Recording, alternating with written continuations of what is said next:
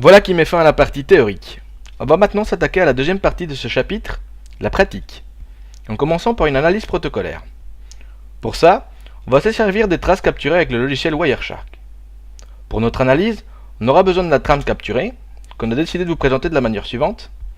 Notez qu'on n'est plus sur des lignes de 32 mais 128 bits. Vous remarquerez aussi qu'on ne travaille plus sur du bit à bit, mais sur de l'hexadécimal. C'est pourquoi des connaissances pour le passage d'une base à l'autre seraient utiles. Juste pour rappel, un caractère hexadécimal ici en rouge est codé sur 4 bits ici en bleu, et en vert on retrouve la correspondance avec la base 10. Commençons donc notre analyse avec Ethernet. D'abord l'adresse MAC destination. On vérifie nos informations avec Wireshark, puis l'adresse MAC source. Et enfin, le champ type où on retrouve 0800, ce qui correspond à IP. Passons alors au format IP. Cet champ version nous indique qu'il s'agit de la version 4. Ensuite, l'IHL nous annonce une en-tête de 20 octets, le minimum possible. Ensuite, le champ TOS est à 00. Bien après la longueur totale,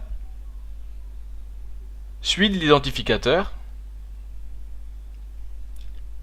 puis des flags IP.